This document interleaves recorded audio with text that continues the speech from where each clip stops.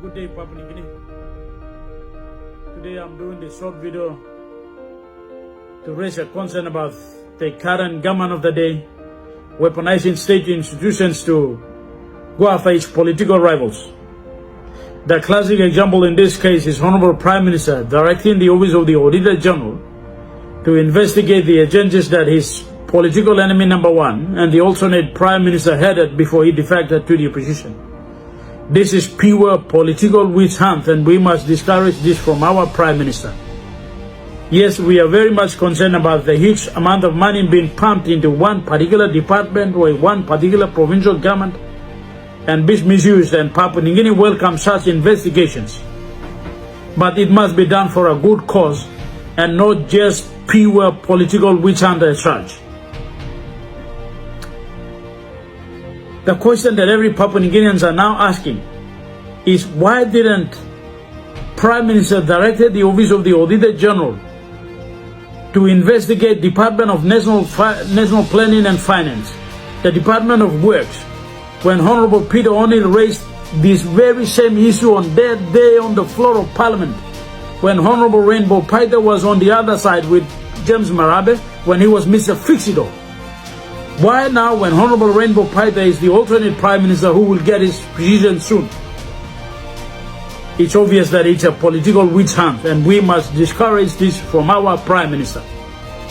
Prime Minister is now setting a bad precedent where if you remain with the government, you are prone to investigations. This is an indirect threat or a blackmail at the highest level. Yes, well, Honorable Governor Muduvel has rightfully said, being in an opposition is not a death sentence. But now it's otherwise now. The actions of the Prime Minister is now making it look obvious that being in an opposition is a death sentence. This is a bad precedent for our country. Every members of the Parliament are equal and capable of becoming a Prime Minister, just like what Prime Minister preaches every day. They must be left to go and exercise their people's wishes, and not by indirectly threatening and blackmailing.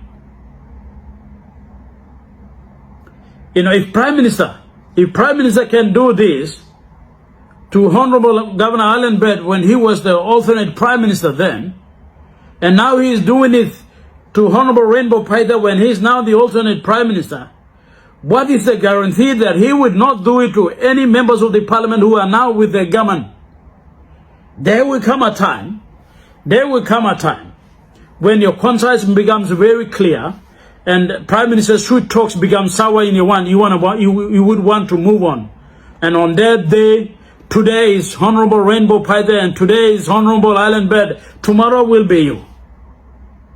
We cannot let a Prime Minister who will dictate your decisions. It's about time you step out and make your choice now. And having said that, let me say this. Let me make this appeal. If Prime Minister is very much concerned about the huge amount of money being pumped in one particular department, I am now calling for Honorable Prime Minister to do hella people a favor by quickly directing the Office of the Auditor General, like what he did now, and investigate hella provincial government accounts now.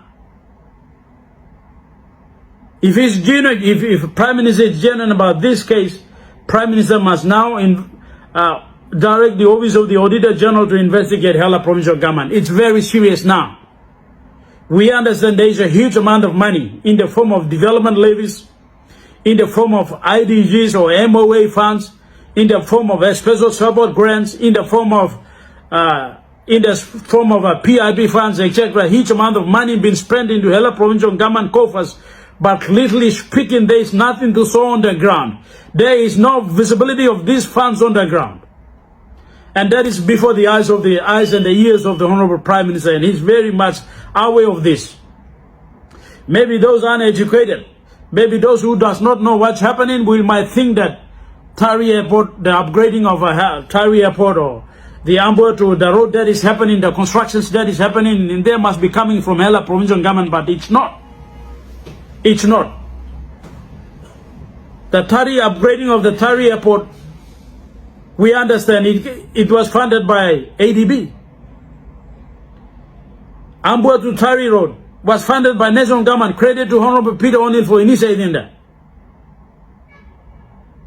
Como to Nogoli to Como Road, Nogoli to Halimbu Road, Halimbu to Kopiogo Road, now Kopiogo to Oxomen Road, which is funded by OTM tax credit scheme. Angora to Piribu Road, that is funded by